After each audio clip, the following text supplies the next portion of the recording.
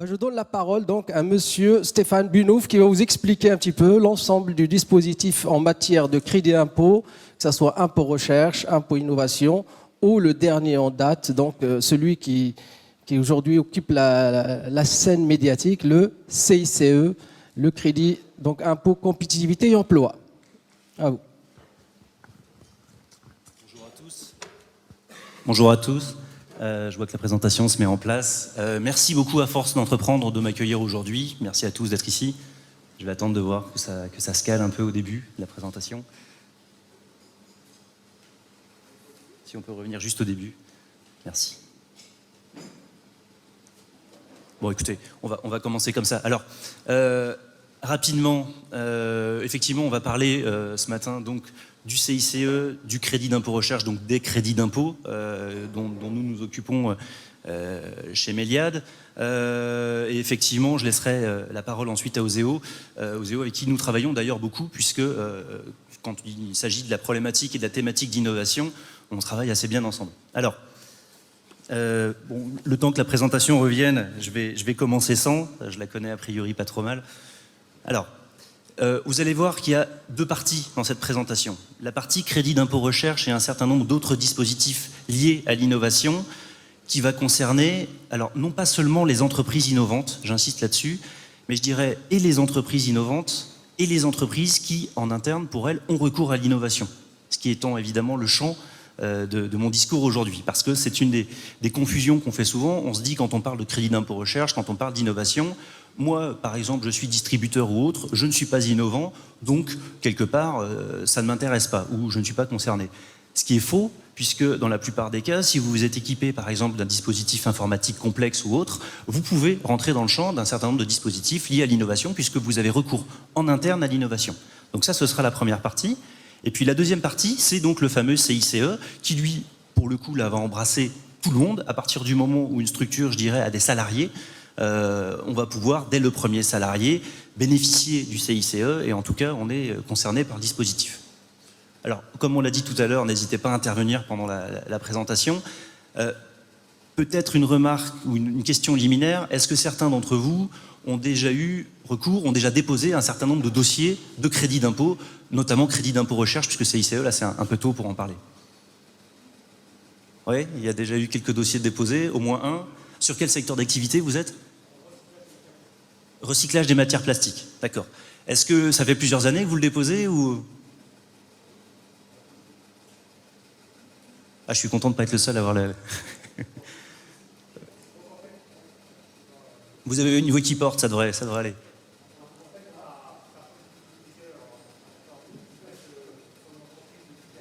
Oui.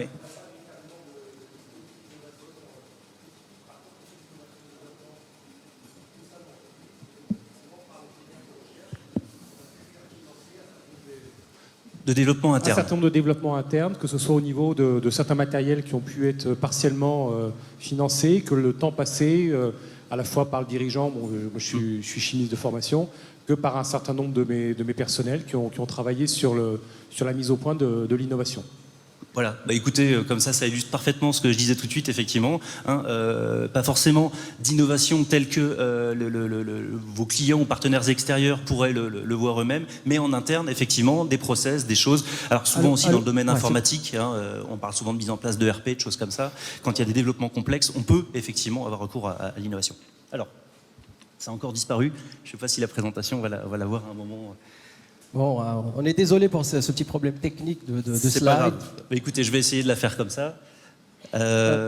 Alors, en quelques mots, bon, on va commencer sur le crédit d'impôt recherche. Alors, vous savez qu'aujourd'hui, effectivement, pour les entreprises, que ce soit à l'international, quand vous voulez porter votre activité à l'international ou même ici, vous avez face à vous des concurrents.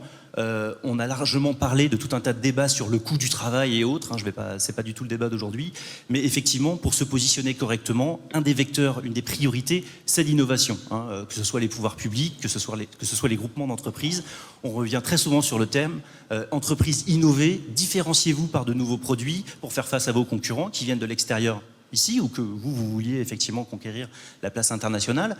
Il va falloir innover pour éventuellement se positionner correctement en termes de qualité de produit, pour pouvoir proposer de nouvelles choses, parce que c'est plus sur ces variables-là que nous, je dirais, pays occidentaux, on va pouvoir se battre que sur le coût du travail stricto sensu. Okay, donc l'innovation, c'est une priorité phare des pouvoirs publics et des entreprises en général. Alors, le problème, vous y avez sûrement été tous confrontés, c'est que innover, c'est bien, sauf que ça nécessite des moyens. Il va falloir consacrer du temps. Alors, soit vous allez consacrer des ressources internes, hein, des salariés, vous allez faire l'acquisition de nouveaux matériels, vous allez vous équiper en logiciel et ainsi de suite. Vous allez aussi éventuellement faire appel à des sous-traitants R&D qui vont venir participer à vous mettre au niveau sur tout ça. Donc tout ça va montrer que vous allez pouvoir constater rapidement une augmentation des coûts. Alors, je peux le faire défiler avec ça, c'est ça? Je ne sais pas si ça fonctionne. Je peux essayer ouais. Voilà. Alors, innover effectivement un coût et ce que vous avez pu constater effectivement aussi en tant que chef d'entreprise, c'est que vous avez un coût qui va s'étaler dans le temps. D'accord ? De plus en plus, on se rend compte que quand on innove aujourd'hui, c'est pour effectivement un retour sur investissement demain. Ok ? Jusque-là, rien de nouveau, mais c'est important de le savoir parce que c'est bien de dire aux entreprises d'innover, mais il faut savoir que le coût et la charge qui va être supportée pendant un certain temps, ça représente quelque chose d'important, notamment en temps de crise comme aujourd'hui où rien n'est simple. Alors, on n'a pas attendu la crise pour mettre en place le crédit d'impôt recherche, puisque c'est un dispositif qui date de 1983, qui a été retoiletté depuis par un certain nombre de dispositifs et par de lois fiscales. Mais ce qu'il faut savoir, c'est que originellement, le crédit d'impôt recherche, c'était quoi ?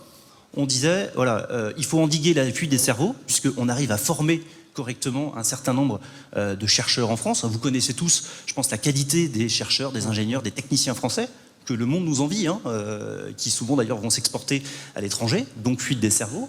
Il faut accompagner la recherche privée dans ces efforts, et puis il faut favoriser les partenariats entre éventuellement les entreprises privées et les entreprises publiques, pour que le secteur privé puisse bénéficier du soutien des laboratoires publics pour l'innovation.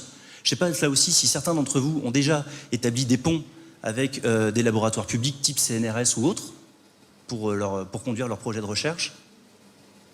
Mais c'est quelque chose qu'on voit de plus en plus, qui est de plus en plus courant. Personne ? D'accord. Et quels sont les critères pour que les entreprises bénéficient du crédit impôt recherche ou crédit impôt innovation ? Alors, on va y venir. Alors, rapidement, le crédit d'impôt recherche, effectivement, le but du crédit d'impôt, c'est que quand vous allez déterminer un crédit d'impôt, il va venir s'imputer sur votre impôt société. Si jamais il dépasse le montant de l'impôt société, vous avez une créance vis-à-vis de l'administration fiscale qui vous sera remboursée. Alors, sur un certain nombre de cas, type les PME au sens communautaire du terme, type JEI et autres, vous pouvez récupérer immédiatement la créance. Alors, quand je dis immédiatement, avec les délais de l'administration fiscale dans l'année, d'accord ? Mais tout de même, vous pouvez, sur le même exercice, récupérer cette créance. Et puis, si vous êtes un groupe plus important, vous aurez une créance vis-à-vis de l'administration pendant 3 ans, qui s'imputera éventuellement sur des résultats déficitaires. Si jamais vous conservez cette créance au bout de 3 ans, là, elle peut être débloquée au bout de 3 ans. D'accord ? Alors, l'idée, c'est qu'aussi, on me dit souvent « Ah ben moi, j'ai déposé un crédit d'impôt recherche pour tel type de projet ou tel type de projet. » Il n'y a pas un crédit d'impôt recherche par projet. Vous avez un crédit d'impôt recherche par entreprise, d'accord, et par exercice fiscal, regroupant l'intégralité de vos projets sur lesquels, effectivement, vous allez chacun défendre un dossier. Mais il y a bien un seul montant de crédit d'impôt recherche. D'accord ? Il est de combien le montant ? Est-ce qu'il y a un montant précis ? Est-ce qu'il y a des plafonds ? Est-ce qu'il y a des... Alors, on va y venir aussi. Rapidement, pour être sûr que sur le crédit d'impôt recherche, vous pouvez bénéficier du dispositif. Je réponds à votre question pour le coup de tout à l'heure. L'idée, c'est qu'on va regarder si vous êtes innovant, d'accord ? Soit votre activité elle-même, le nouveau produit, le nouveau service que vous avez développé, on va réussir à défendre son caractère innovant, soit vous avez recours en interne, comme on l'a dit tout à l'heure, à de l'innovation, et là on va pouvoir défendre que l'utilisation que vous faites de la technologie ou autre va faire que vous pouvez bénéficier du crédit d'impôt recherche. Ça, c'est vraiment la condition phare. Alors, pour revenir à la question des montants, le crédit d'impôt se calcule comme un impôt. En gros, vous déterminez une assiette, vous appliquez un taux. D'accord ?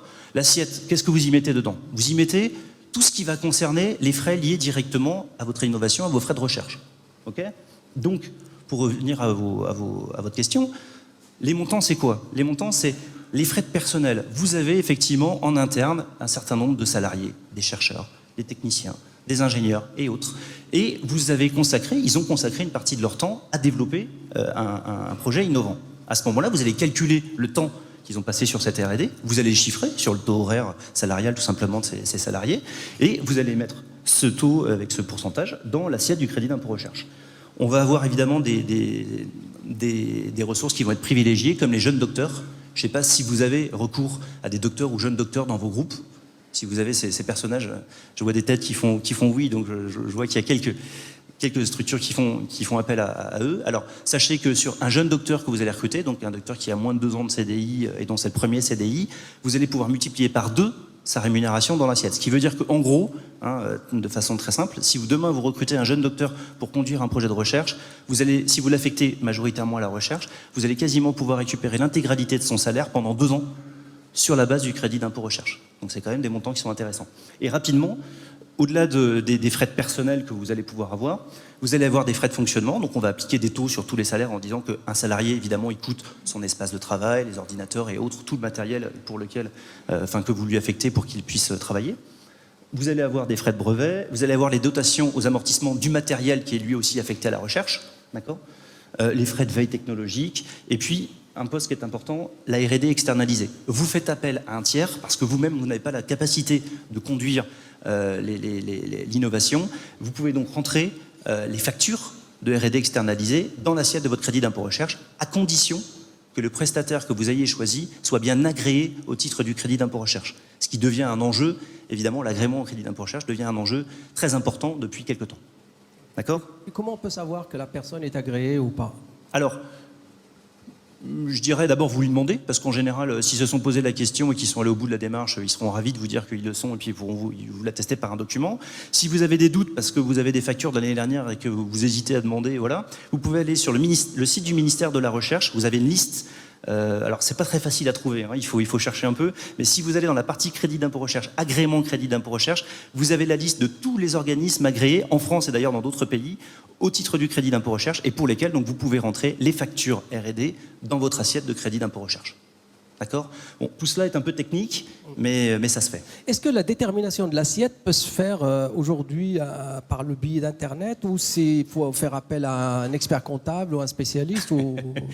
Écoutez, c'est un sujet épineux. Le crédit d'impôt recherche aujourd'hui, d'un côté, le positif c'est quoi ? L'année dernière, plus de 5 milliards d'euros de dotation de l'État aux entreprises au titre du crédit d'impôt recherche. D'accord ? Ça marche. Nous, on le fait depuis des années, on voit ce qui se passe, on voit le nombre d'emplois qui ont été créés grâce à la mesure, et on voit aussi, effectivement, des comptes de résultats légèrement négatifs qui redeviennent positifs, ce qui d'ailleurs peut poser question auprès d'organismes financiers grâce au crédit d'impôt recherche. Ça, c'est la bonne nouvelle. La moins bonne nouvelle, c'est que fleurissent un peu partout des articles que vous avez pu constater si vous vous intéressez à la question, sur le redressement fiscal sur le crédit d'impôt recherche. Bon. Qu'est-ce qui se passe ? C'est technique. Quand vous allez, on va en parler plus loin, mais je vais l'aborder maintenant. Le crédit d'impôt recherche, quand vous déposez un dossier, il y a 2 documents. Le CERFA, donc vous vous joignez à l'alias fiscal, il y a un CERFA avec le montant de crédit d'impôt recherche. Voilà le montant que je demande, un peu avec les éléments de l'assiette de tout à l'heure. Voilà. Et puis on a appliqué un taux, donc j'ai oublié de le dire tout à l'heure, mais le taux qu'on va appliquer, c'est un taux de 30% maintenant. Hein. Encore 40% pour l'année dernière, puisque la mesure vient de passer.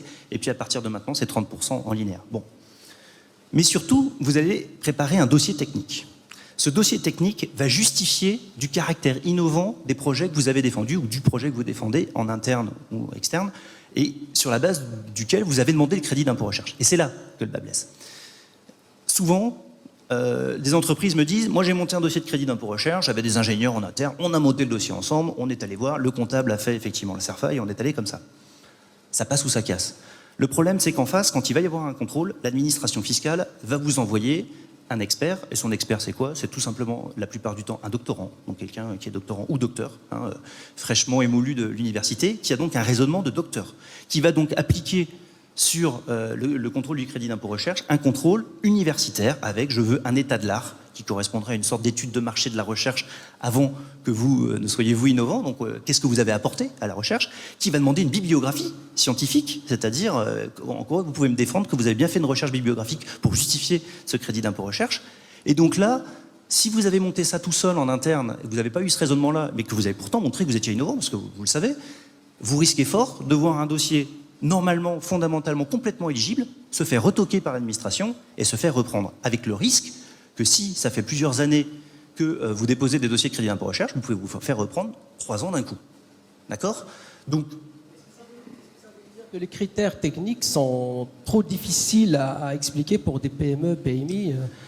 alors, oui, ça c'est un vaste débat, mais le problème c'est que quand l'administration fiscale monte ce type de dispositif, elle dit effectivement, elle vise normalement en premier lieu les PME. Or, qui est équipé pour répondre correctement à la question? Notamment les grands groupes.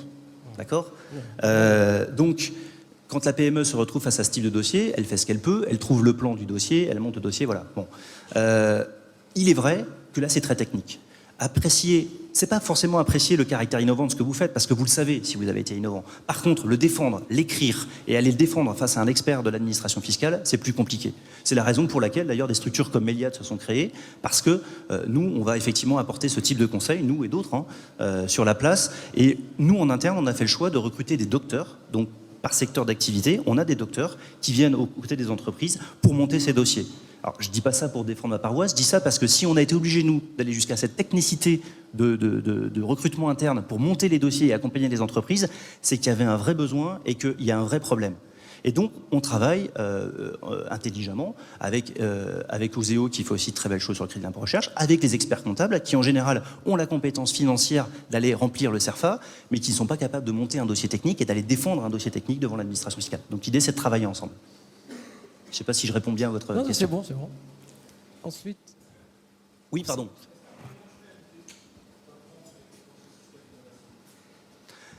Démarche qualité, c'est un peu vague. J'ai envie de dire. Alors, c'est un vaste débat. C'est un vaste débat parce que si vous faites un tour sur Internet et que vous googlisez un peu la question, vous allez avoir une réponse et son contraire. C'est-à-dire qu'en gros, au départ, l'administration fiscale excluait les dépenses de normalisation des frais de R&D sur lesquels on pouvait mettre du crédit d'impôt recherche. Or, vous l'avez vu sans doute tout à l'heure dans mon assiette, j'avais fait un point là-dessus.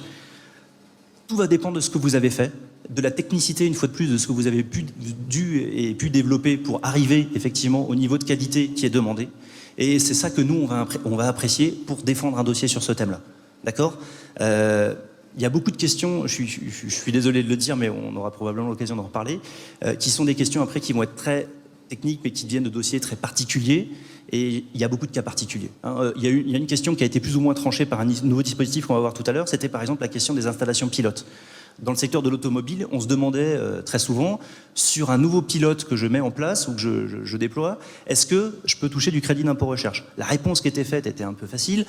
En gros, si le pilote validait des hypothèses techniques, donc on fait une voiture pour tester freinage et compagnie, adhérence, on est bien dans le crédit d'impôt recherche. Si par contre c'est de l'ergonomie, c'est-à-dire j'ai fait une jolie voiture pour la présenter au salon de l'automobile, ça rentre pas dans le crédit d'impôt recherche. Vous voyez que si ça a l'air très simple dans le domaine automobile, essayez de transposer ça par exemple au domaine informatique et aux pilotes de logiciels par exemple. Vous voyez, donc alors là on va devoir apprécier au cas par cas effectivement la question. Est-ce que les PME et les PMI sont... On a l'impression que c'est très compliqué. Est-ce que le taux des PME et PMI qui font appel au crédit recherche, quel est ce taux-là si vous l'avez? Alors, parce qu'on a l'impression que les petites et moyennes entreprises, c'est trop technique, ça les décourage rapidement. Oui. Si vous voulez, sur le taux des PME-PMI, moi, j'ai pas de chiffre officiel. Il y a plusieurs dizaines de milliers de PME-PMI qui font appel au dispositif et qui en ont bénéficié l'année dernière, ça c'est sûr. Maintenant, comme je le disais, il y a tout un tas d'éléments qui viennent décourager les PME-PMI de monter ce type de dossier. D'abord, pas le temps. Parce que quand on commence à s'attaquer à la question, qu'on voit qu'en interne, il va falloir commencer à regarder si on est vraiment innovant, chercher un peu des sources, c'est compliqué. Quand il va falloir suivre tous les éléments de l'assiette, collecter les factures et ainsi de suite, c'est compliqué. Et surtout, quand il va falloir rédiger le dossier technique, ça prend du temps. Ça, c'est le premier élément. Le deuxième élément, c'est que, crainte du risque fiscal. On a vu dans les Échos, Figaro, Tribune, un peu partout, qu'il y avait des redressements à tout va sur le crédit d'impôt recherche. Donc en gros, on se dit, c'est pas la peine, je vais y passer 3 mois. Et en plus, c'est pour me refaire toquer dans 3 ans, donc pas la peine. C'est les deux grands arguments. Cela dit, quand c'est bien monté, que c'est bien fait, on le voit nous tous les jours, c'est une force de frappe très intéressante pour amortir effectivement des dépenses R&D que vous avez engagées, puisque vous avez bien compris qu'on a engagé des dépenses dans le passé et donc on touche du crédit d'impôt recherche à un instant T qui forcément suit les dépenses d'engagement de R&D. Et ce qui est intéressant, c'est que normalement c'est fait pour amortir les dépenses de R&D, mais que dans la pratique, ça sert souvent aux TPE, PME, PMI à pouvoir réaliser l'effort commercial, marketing, communication qui suit l'instant de R&D pour lancer le produit, pour le déployer. Donc ça vous donne une force de frappe quand même financière qui est intéressante. Maintenant, effectivement, il y a des risques, donc vaut mieux soit pas y aller tout seul, soit être vraiment sûr de son coup quand on y va. Maintenant, mais si c'est bien monté, ça marche très très bien, et voilà, je redonne le chiffre, 5 milliards d'euros donnés l'année dernière aux différentes entreprises, pas que les grands groupes, évidemment les grands groupes, mais aussi les TPE, PME, et nous on le voit tous les jours, ça se passe bien. Ça se passe bien. D'accord ? Alors, rapidement sur les idées reçues, on a déjà parlé de la première, donc je ne vais pas revenir dessus. Vous avez lancé des projets de R&D un jour, et puis en cours de route, vous vous êtes dit, c'est trop compliqué pour nous, il y a un concurrent qui allait plus vite, ou voilà, il y a X raisons qui font que vous avez commencé, ça vous a pris éventuellement plusieurs mois, vous avez consacré pas mal de ressources sur le projet, et finalement, terminé. Vous pouvez demander du crédit d'impôt recherche sur un projet qui n'a pas abouti. Dès qu'on pourra prouver que vous avez engagé des dépenses de R&D et qu'on le défendra bien, vous pouvez le faire. C'est important de le savoir. Et puis, on dit souvent « Ah ouais, mais moi je ne suis pas technologique, je ne suis pas concerné par le crédit d'impôt recherche ». Nous avons monté des crédits d'impôt recherche pour des organismes de formation. Les sciences humaines sont des sciences. On ne parle pas de technologie quand on parle de crédit d'impôt recherche. L'innovation, ce n'est pas la technologie. Comme on a souvent parlé d'innovation technologique, on fait l'amalgame. La plupart des secteurs d'activité, j'ai presque envie de dire tous les secteurs d'activité, méritent qu'en interne, l'entreprise se pose la question de se dire est-ce que moi, je n'ai pas recours à l'innovation? Est-ce que je ne suis pas innovant, même si ce n'est pas de l'innovation technologique? Par exemple, dans le fameux manuel de Frascati, qui est le manuel qui permet de se référer à tout ce qui est de la recherche et de l'innovation, on parle du nouveau concept de magasin. D'accord? J'ai réalisé un tout nouveau concept de magasin. Alors, évidemment, je peux défendre que c'est pas seulement une histoire de logo, de couleur, voilà, mais il y a quelque chose qui conceptuellement est intéressant. On peut peut-être regarder les choses et regarder ce que ça donne en titre de crédit d'impôt recherche. Ça, on en a parlé aussi. Alors, est-ce qu'il y a d'autres questions sur le crédit d'impôt recherche stricto sensu? Ça va un peu vite, mais... Y a-t-il d'autres questions?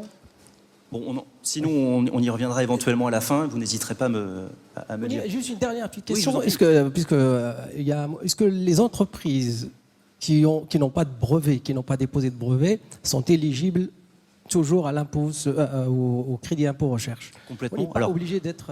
Non, crédit d'impôt recherche et brevets sont complètement décorrélés. Alors j'ai envie de dire, si vous déposez des brevets, a priori, vous devez pouvoir avoir droit au crédit d'impôt recherche, et dans l'autre sens, si vous montez de solides dossiers de crédit d'impôt recherche, notamment depuis un moment donné, probablement que ça vaut le coup de regarder s'il y a des choses brevetables. Est-ce qu'après la stratégie de protection de ce que vous faites vous intéresse? C'est une autre question. Mais en tout cas, vous pouvez demander du crédit d'impôt recherche sans avoir déposé de brevet, évidemment. Okay. Évidemment. Ok. D'accord? Alors, un nouveau dispositif, qui vient compléter un peu le crédit d'impôt recherche. Je vous ai pris un peu à dessein tout à l'heure l'exemple des pilotes pour les histoires de voitures et de prototypes. Bon.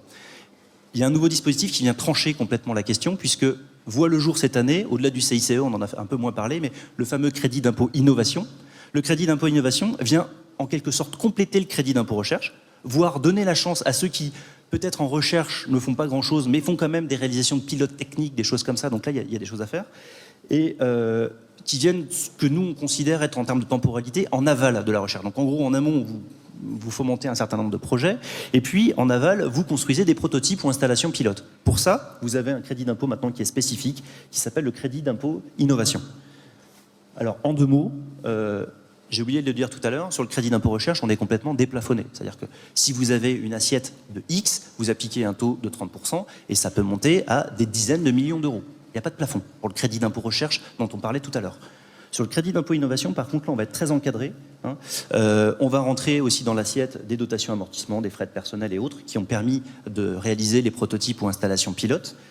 Là, par contre, l'assiette des dépenses qu'on va prendre en compte va être limitée à 400 000 euros par an, et on va y appliquer un taux de 20%. Ce qui fait qu'en gros, vous êtes limité par définition à un crédit d'impôt innovation de 80 000 euros par an, mais qui peut venir s'ajouter à un crédit d'impôt recherche. D'accord? Les deux fonctionnent ensemble ou indépendamment. Vous ne pouvez avoir qu'un crédit d'impôt recherche. Souvent, si vous avez un crédit d'impôt recherche, ça débouchera fatalement sur un crédit d'impôt innovation en plus. Par contre, vous pouvez n'avoir qu'un crédit d'impôt innovation, c'est-à-dire j'ai fait du pilote, des prototypes, mais derrière, on n'est pas forcément très solide en recherche, donc on peut avoir l'un sans l'autre. Okay. Et là, notamment encore dans le cadre de l'informatique, il y a des choses qui marchent assez bien. D'accord, donc ça c'est tout nouveau, ça s'applique à partir de cette année. Et le crédit impôt innovation s'adresse à plus d'entreprises que l'impôt recherche ou pas? c'est ce qu'on aurait tendance à dire. C'est ce qu'on aurait tendance à dire. J'attends de voir. J'attends de voir. Pardon, oui. Oui. Oui, alors c'est ce que je vous disais tout à l'heure. C'est-à-dire que... Est-ce que les prototypes sont d'un côté, des deux côtés, ou comment ça se passe? Alors, ou est-ce qu'ils passent du côté crédit d'impôt innovation? Alors, c'est un peu la bonne et la mauvaise nouvelle. C'est-à-dire que on avait tendance, nous, cabinet, à aller défendre le fait que des prototypes techniques, quand on le défendait bien, rentraient dans l'assiette du crédit d'impôt recherche, et ça se passait assez bien. Et puis, tout d'un coup, vient le crédit d'impôt innovation qui dit « Moi, j'étends à des prototypes un peu moins techniques la possibilité d'avoir un financement, mais plafonné, à 80 000 euros. » Bah, vous avez tout un tas d'industriels là qui se disent, pour moi, c'est pas une bonne nouvelle. Parce que ça veut dire qu'en gros, tout ce qu'on passait en prototype avant dans le crédit d'impôt recherche déplafonné, on va être obligé maintenant systématiquement, effectivement, de le mettre sur un dossier de crédit d'impôt innovation plafonné. Et clairement, quand vous avez des prototypes qui coûtent des centaines de milliers d'euros, voire des millions d'euros, là, ça va être plus tendu. C'est-à-dire qu'en gros, vous allez avoir un dossier de crédit d'impôt recherche qui va s'arrêter avant le prototype, et sur la partie prise en charge des frais du prototype stricto sensu, on sera sur le crédit d'impôt innovation, mais on sera plafonné à 80 000 euros. Ça répond à votre question? Donc on fait vraiment le distinguo maintenant, puisqu'on a les deux dispositifs. Maintenant, on n'a pas encore vu comment l'administration fonctionnait sur les deux, mais on s'attend à ce que ce soit effectivement comme ça. D'accord? Alors, très rapidement, il y aura une intervention d'Hervé Chambon ensuite d'Oseo, donc je vais pas développer. Mais sachez que vous avez la possibilité, pour des financements et l'innovation, aussi d'avoir recours à des dispositifs d'Oseo. Il y a tout un tas de dispositifs chez Oseo, d'accord? Je ne pourrais pas les énumérer, ça me prendrait très longtemps. En gros, vous avez des dispositifs liés à l'innovation stricto sensu, avec, je dirais, 3 grands dispositifs phares qui sont les aides à la faisabilité technique, les prêts à taux zéro, les avances remboursables. L'aide à la faisabilité technique, c'est une subvention, d'accord? Ce qui est intéressant, c'est qu'en termes de temporalité, là où le crédit d'impôt recherche nécessitait que vous ayez engagé des travaux et ensuite vous récupérez les montants, chez Oseo, vous allez pouvoir, en amont du projet, dire là j'ai besoin d'argent, notamment pour les TPE-PME, j'ai des incertitudes techniques, commerciales et autres sur mon produit, mais j'ai un beau projet que je pense pouvoir défendre, je peux aller voir Oseo, présenter un dossier de subvention et avoir une subvention. Donc c'est intéressant de le savoir. Et puis, vous avez même les possibilités de développement à l'international. Si vous dites, mais ne serait-ce que l'étude de marché et autres, ça peut me coûter de l'argent, ça vaut le coup d'aller voir Oseo, puisque on peut monter des dossiers Oseo à l'international pour se faire accompagner pour ce type de projet. Maintenant, je dirais, ce qui n'est pas forcément très simple chez Oseo, c'est que par dispositif, parfois par secteur d'activité, ça dépend, je ne sais pas comment fonctionne Oseo Chat, mais il y a des interlocuteurs différents. Donc Hervé en parlera tout à l'heure. Il y a des interlocuteurs différents. Bon, alors oui, en 2 mots, il y a des interlocuteurs différents. Et c'est pas forcément facile, et ça prend du temps aussi de monter ces dossiers. Rien que parfois de trouver le bon interlocuteur. On va devoir parfois fonctionner avec plusieurs interlocuteurs. Donc il faut parfois se faire aider aussi là-dessus. Est-ce que, juste entre parenthèses, on en reviendra après avec monsieur le préfet, est-ce que la création de la Banque publique d'investissement pallie aux défauts d'Oseo ou pas? Alors, entre autres, d'abord, je ne parle pas forcément des défauts d'Oseo. C'est vrai qu'Oseo, il y a plein d'atouts, mais effectivement, il y a plusieurs interlocuteurs. Le fait qu'il y ait plusieurs interlocuteurs, etc. Vous dites, oui, on a l'impression que les gens s'y perdent lorsqu'on va demander à Oseo, alors que... De même que le crédit d'impôt recherche, on était sur un dispositif technique, donc qui a ses défauts. De même, Oseo propose de forts potentiels de développement aux entreprises et d'accompagnement financier, mais effectivement, c'est pas forcément simple. Alors, la BPI... Le crédit d'impôt recherche a plus on a parlé toujours de la technicité, de la complexité fiscale, apparemment c'est encore plus... Non, c'est pas plus dur. Alors, la BPI va pas répondre à cette question, puisque la BPI, en fait, Oseo devient en quelque sorte une filiale de la BPI, hein, et la BPI devient la grande banque, effectivement, pour l'investissement des entreprises, dont une des branches, alors normalement plutôt innovation, mais c'est pas aussi simple que ça, est Oseo, et puis va gérer la BPI, le fameux CICE, d'accord, entre autres. Et puis il y aura un certain nombre d'attributions. Donc après, comment ça va s'organiser exactement en interne? Là, il faudra en parler plus à Oseo qu'à moi. Ce que je sais, c'est qu'il y a des possibilités, il faut travailler, pourquoi pas avec eux, mais effectivement, c'est pas forcément toujours simple, c'est tout. Moi, je le vois au niveau des PME une fois de plus, et ça prend du temps. Donc parfois, c'est intéressant aussi de mandater quelqu'un là-dessus pour gérer l'intégralité du financement de l'innovation, ça permet de gagner du temps. C'était ça un peu le message. Mais il faut inclure ces dispositifs dans les possibilités qu'on a de se développer et quand on a une réflexion de projet de développement. Okay. D'accord? Et puis, Oseo, il faut aussi combiner intelligemment les dispositifs avec les autres. Par exemple, quand on parlait du crédit d'impôt recherche tout à l'heure, Je vous ai parlé de ce qu'on mettait dans l'assiette, je ne vous ai pas parlé de ce qu'on enlevait de l'assiette. Si vous avez déjà eu des subventions à l'innovation type OSEO sur un projet précis, vous les retirez de l'assiette du crédit d'impôt recherche. Donc quand vous vous posez la question de ce que vous faites sur ces dispositifs, ça vaut le coup de voir comment vous allez articuler tout ça. Alors, sauf le prêt à taux zéro, effectivement, sur les 3 que j'ai cités, l'avance remboursable et la faisabilité, oui, et le prêt à taux zéro, non. Alors après, il y a en plus une possibilité de retraitement des subventions en fonction des financements, en fonction de ce que vous y mettez dedans. Mais là aussi, ça peut être assez technique. Ok.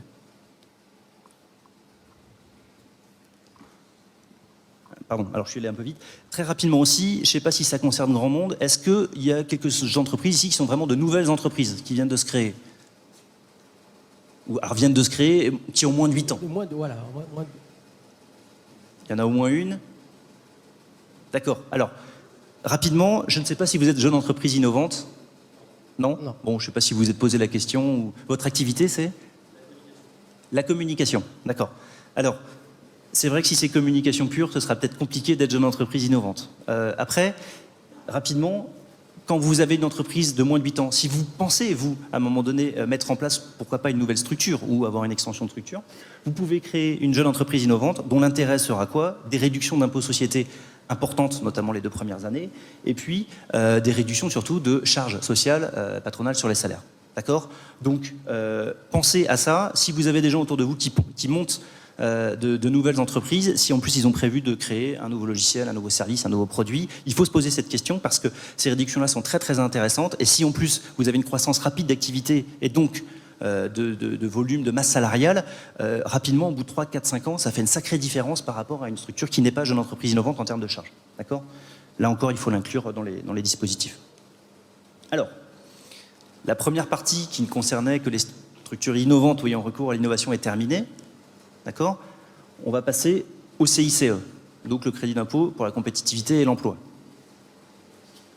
Rapidement, pour vous donner un ordre d'idée, c'est assez simple. Je vous ai parlé du crédit d'impôt recherche tout à l'heure, 5 milliards d'euros.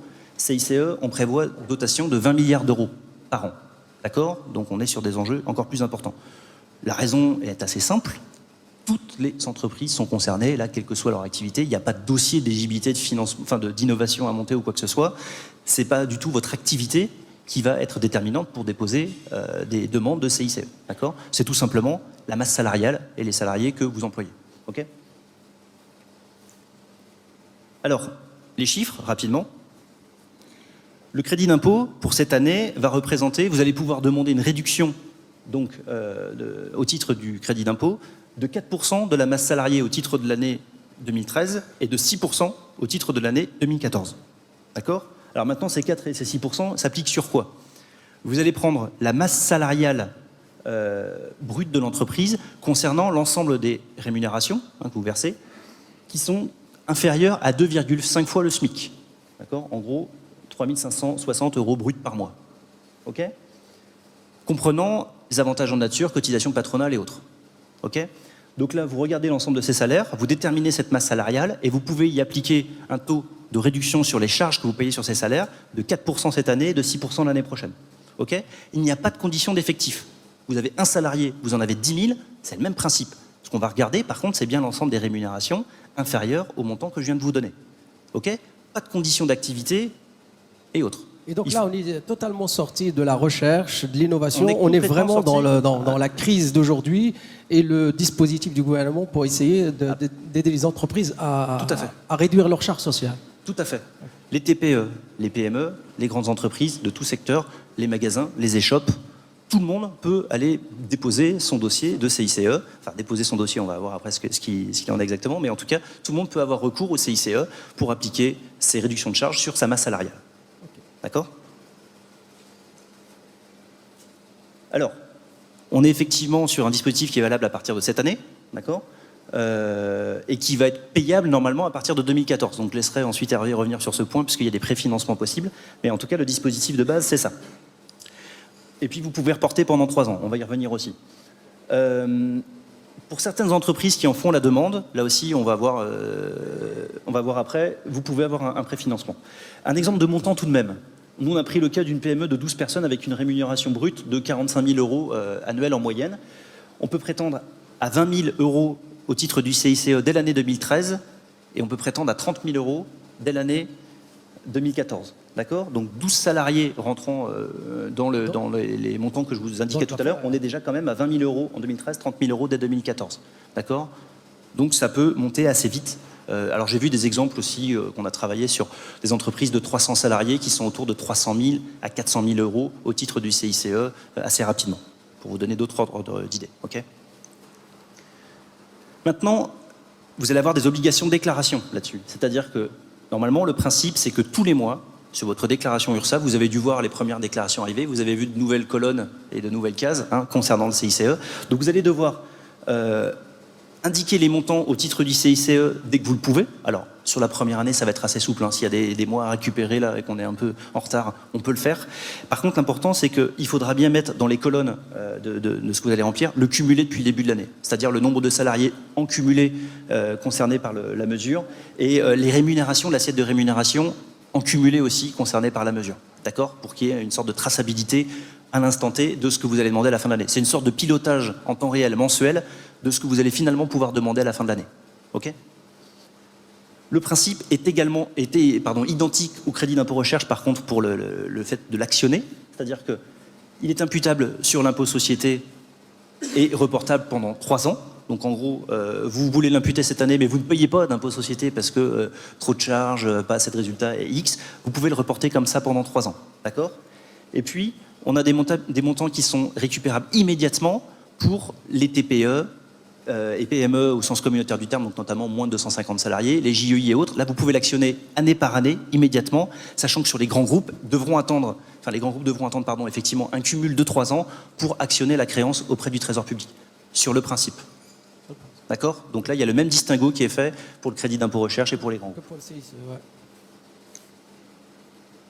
Alors, le problème, c'est que nous, au début, quand on nous a parlé du CICE, on s'est dit que ça sortait de notre champ, parce que d'abord, c'est pas l'innovation, puis surtout, on s'est dit, c'est pas très technique. Une société comme Iliad, on a une plus-value quand il y a des dossiers très techniques, on accompagne les entreprises, voilà. Sauf que, on se rend compte qu'il y a plein de choses qui sont pas très claires sur le contrôle. Normalement, le CICE, la contrepartie qu'on attend de vous, en tant qu'entreprise qui allait l'employer, c'est que vous allez actionner le CICE pour de l'investissement, pour du recrutement, voilà, et surtout pas pour, par exemple, la distribution de dividendes à la fin de l'année. Oui, mais il y a quand même des cas où, d'un côté, vous allez avoir du CICE, et des cas où vous allez faire une bonne année et vous allez vouloir distribuer des dividendes. Comment vous faites? Comment vous préparez un contrôle fiscal d'un contrôleur qui va venir voir vous distribuer des dividendes et que vous avez touché un montant de CICE? Là, ça pose question. Donc il va falloir monter un certain nombre de documents justificatifs qui ne sont pas très techniques, mais par contre qui vont devoir justifier de l'emploi des ressources que vous faites du CICE. Ce qui est d'ailleurs un peu en contradiction avec un dispositif fiscal de base, puisque normalement les réductions fiscales, vous n'êtes pas censé contraindre les entreprises à les employer de telle ou telle façon, principe de non-affectation. Là, on est un peu sur quelque chose de différent. Et puis, même principe que sur la loi Fillon qui devait s'appliquer assez facilement sur tous les salaires, il y a eu tout un tas de redressements sur les assiettes de salaires qui sont concernées et sur les interactions qu'on allait avoir entre certains dispositifs. J'ai un dispositif de jeune entreprise innovante, je combine ça avec du crédit d'impôt recherche et du CICE, à un moment donné, comment je fais?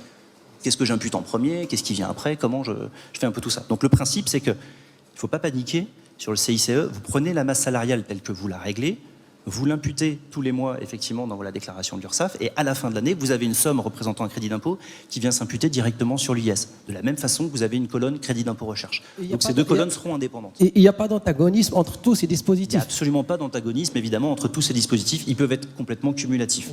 D'accord? Pour tout le monde, le CICE, aux entreprises innovantes ou ayant recours à l'innovation, en plus, le crédit d'impôt recherche. D'accord? Qui vont coexister sur la colonne d'imputation à l'impôt dans le compte de résultat. Merci.